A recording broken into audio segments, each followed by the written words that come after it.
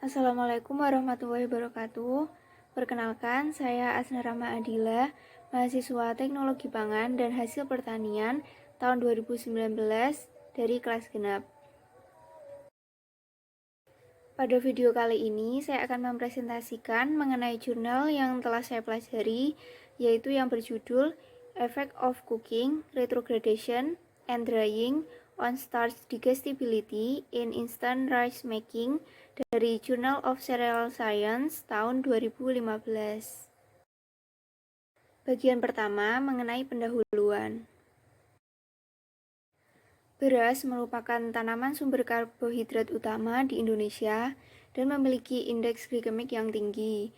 Karena meningkatnya prevalensi global diabetes dan obesitas, banyak yang berusaha untuk mengurangi kecernaan yang tinggi dari beras. Nah, penelitian sebelumnya ini menunjukkan bahwa kandungan amilosa dan struktur kimia pati berhubungan dengan kecernaan patinya. Nah, penurunan tingkat kecernaan pati dalam produk ini sangat diinginkan oleh konsumen. Dengan begitu, tujuan dari jurnal ini adalah ingin menyelidiki kondisi yang optimal untuk memasak kernel beras dan memperlakukannya dengan retrogradasi untuk mengurangi kecernaan pati dalam 3 varietas beras instan. Bagian yang kedua mengenai materials and methods.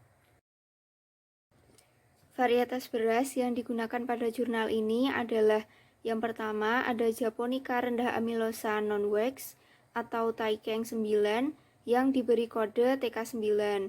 Kemudian yang kedua ada Indica non-wax atau Taichung Sen 10 amilosa rendah yang diberi kode TCS10.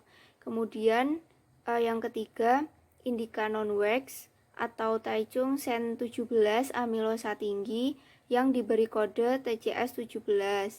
Kemudian terdapat tahap persiapan nasi instan. Beras TK9 ini yang digunakan untuk mengevaluasi kondisi memasak.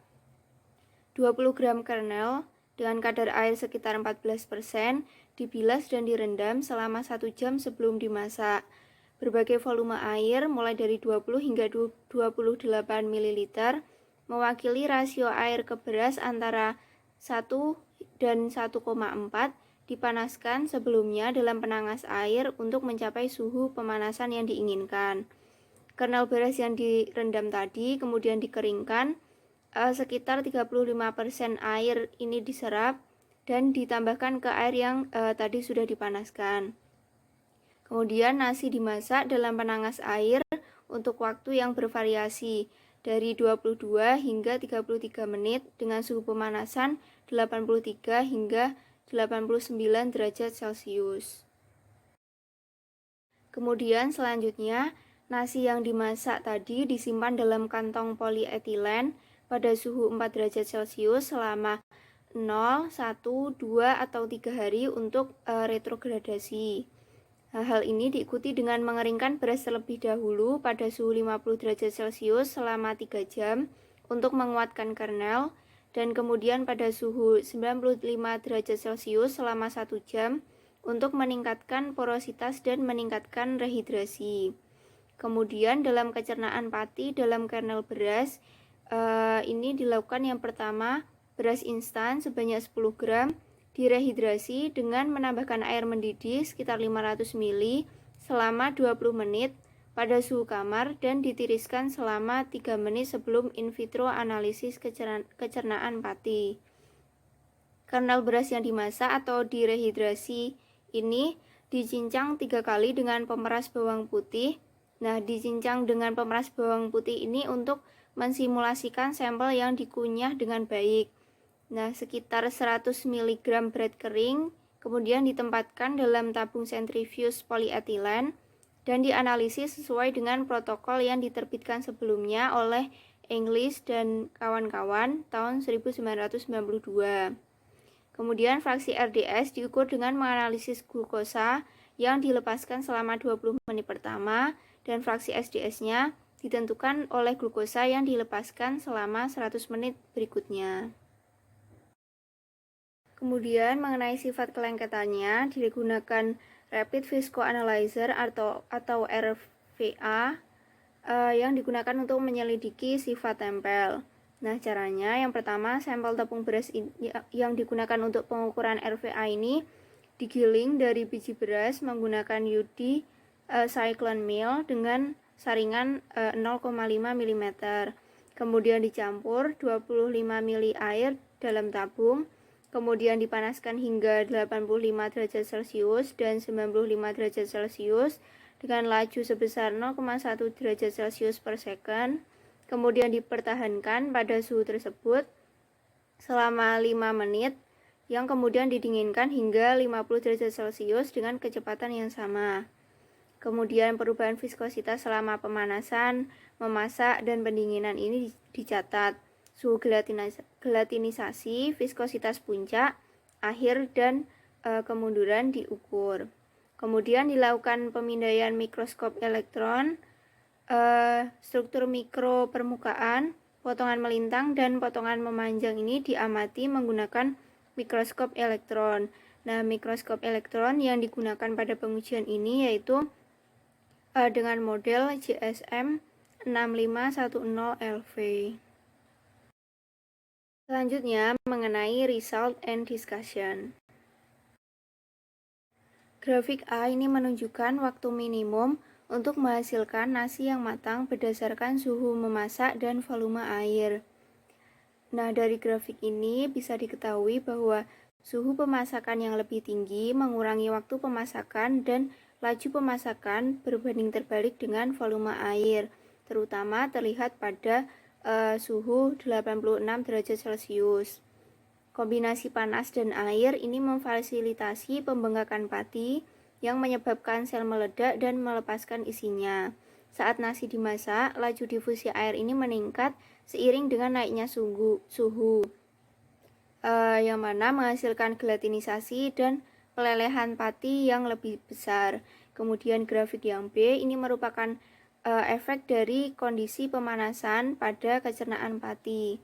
Nah, perlu diketahui bahwa kelompok garis bagian atas ini merupakan fraksi RDS dan kelompok garis bagian bawah ini merupakan fraksi SDS.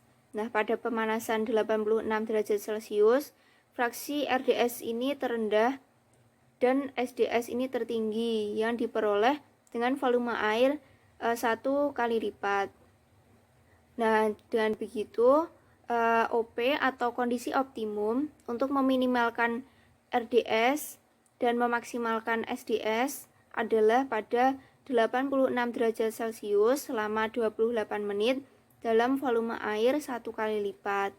Nah, pada penelitian ini kita itu mencari fraksi RDS yaitu pati yang dapat dicerna dengan cepat yang minimal, dan fraksi SDS yaitu pati yang dapat dicerna secara perlahan yang maksimal, dan resistance starch yang tinggi untuk dapat menurunkan kecernaan dari pati. Kemudian selanjutnya grafik A ini menunjukkan hasil fraksi pati beras yang dimasak dengan OP atau kondisi optimum dan TEC atau dengan tradisional electronic cooker. Nah, pati beras yang dimasak dengan OP ini menghasilkan fraksi RDS yaitu bagian diagram batang yang diarsir dengan garis horizontal ini secara signifikan lebih rendah jika dibandingkan dengan TEC. Kemudian fraksi SDS dan RS dari OP ini secara signifikan lebih tinggi dari TEC pada ketiga sampel. Nah, dengan begitu dapat diketahui bahwa kondisi pemasakan dengan OP ini lebih unggul untuk mengurangi kecernaan dari pati beras. Kemudian pada grafik B ini menunjukkan pengaruh suhu pemanasan terhadap pembengkakan granula pati. Nah, suhu 85 derajat Celcius di sini mewakili dari kondisi OP, dan pada suhu 95 derajat Celcius ini mewakili kondisi pemasakan dengan TEC. Dibandingkan dengan pemanasan suhu tinggi yaitu 95 derajat Celcius, viskositas puncak pada pemanasan 85 derajat Celcius yaitu yang garis berwarna coklat pada diagram ini itu tetap pada tingkat yang lebih rendah secara keseluruhan dan viskositas kerusakannya itu tidak jelas. Nah, jika dilihat pada viskositas 95, ini viskositas akan menurun secara drastis setelah viskositas puncaknya. Nah, sedangkan di viskositas 85 derajat Celcius ini tidak terjadi penurunan yang signifikan dan malah kembali naik viskositasnya pada menit ke 16. Nah, hal ini menandakan bahwa granula pati pada pengolahan secara OP ini membengkak tetapi tidak pecah gitu. Terus aksesibilitas enzim pada granula pati yang bengkak tapi tetap utuh ini menurun sehingga kecernaan pati menjadi lebih menurun. Nah, berikut merupakan hasil pemindaian penampang sampel menggunakan mikroskop elektron. Bagian kanan ini merupakan penampang beras dari pengolahan secara OP atau kondisi optimum, dan bagian kiri merupakan penampang beras dari pengolahan secara TEC atau tradisional electronic cooker. Nah, nasi OP ini dimasak pada suhu yang lebih rendah dan kondisi air yang terbatas yang pada akhirnya akan meningkatkan pembengkakan granula pati tanpa merusak integritasnya, sehingga dapat memperlambat kecernaan dari pati. Sedangkan pada nasi yang diolah secara TEC ini terlihat bahwa ada pecahan granula pati. Kemudian selanjutnya merupakan grafik fraksi pati cepat cerna atau RDS dari 3 varietas beras retrogradasi dan beras instan dengan dan tanpa retrogradasi. Dari grafik dapat dilihat bahwa fraksi RDS untuk R1 atau beras biasa dan A0 atau beras instan tanpa retrogradasi ini lebih tinggi dari A1 atau beras instan dengan retrogradasi 1 hari untuk ketiga varietas. Nah, hal ini menunjukkan bahwa kombinasi dari perlakuan retrogradasi dan pengeringan ini diperlukan untuk meminimalkan fraksi RDS. Nah, efek gabungan ini tampak paling menonjol di varietas TK9, yaitu diagram yang paling kiri. Kemudian lanjut, ini merupakan hasil dari pemindaian penampang sampel menggunakan mikroskop elektron. Nah, pada sampel nasi matang retrogradasi 1 hari, ini terdapat sedikit ruang antara butiran. Ini mengungkapkan efek retrogradasi pada struktur butiran. Kemudian pada sampel beras instan tanpa retrogradasi, ini memiliki granula pati yang beragregasi dan membengkak di dalam sel, serta ruang antar sel. Kemudian pada sampel beras instan retrogradasi 1 hari, memiliki butiran yang hampir menyatu. Nah, sampel ini mengungkapkan bahwa efek gabungan dari retrogradasi dan pengeringan pada butiran pati yang dijelaskan pada slide sebelumnya tadi. Bagian yang terakhir yaitu conclusion. Kesimpulan yang diperoleh dari jurnal ini yaitu yang pertama, dengan memilih suhu memasak yang lebih rendah dengan benar, yaitu pada 86 derajat Celcius dengan waktu minimum, serta penambahan air terbatas secara signifikan mengurangi RDS nasi. Hal ini sesuai dengan morfologi yang diamati yang menunjukkan granula pati lebih utuh pada beras OP dibandingkan dengan beras diolah secara TEC. Kemudian retrogradasi 1 hari ini sudah cukup untuk ketiga varietas beras untuk konfirmasi struktur molekul pati. Pengeringan suhu rendah yang diikuti dengan pengeringan suhu tinggi ini mampu memperlambat kecernaan pati karena propagasi kristal molekul pati. Nah, hal ini dapat memberikan cara untuk meningkatkan nilai gizi nasi instan siap saji. Sekian presentasi dari saya. Apabila ada kesalahan kata, mohon dimaafkan. Terima kasih. Assalamualaikum warahmatullahi wabarakatuh. Pada video kedua kali ini, saya akan menjawab beberapa pertanyaan dari teman-teman.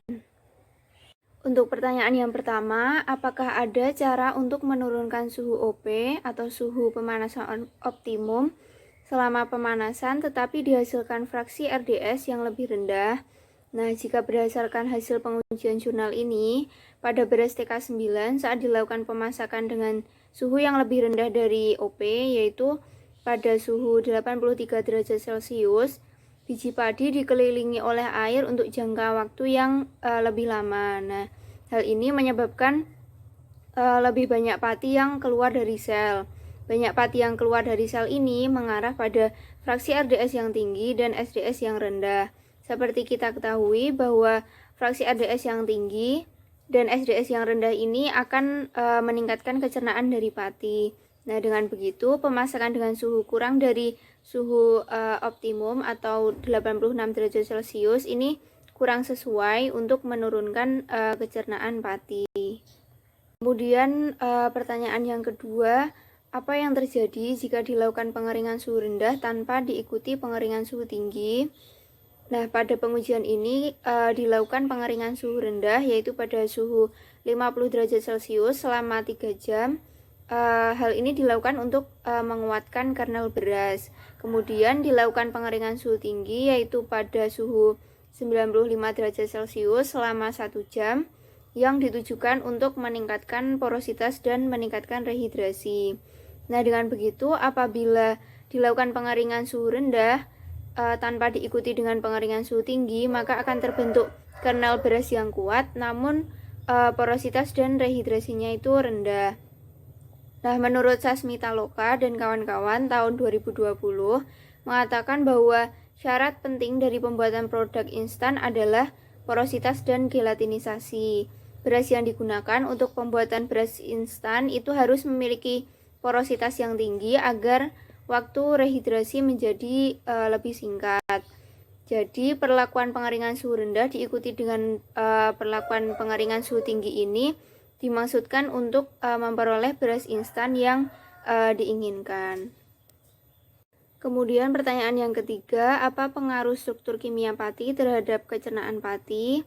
Nah, jadi struktur kimia pati ini terdiri atas amilosa dan amilopektin. Nah, di slide telah terlihat struktur dari amilosa dan amilopektin.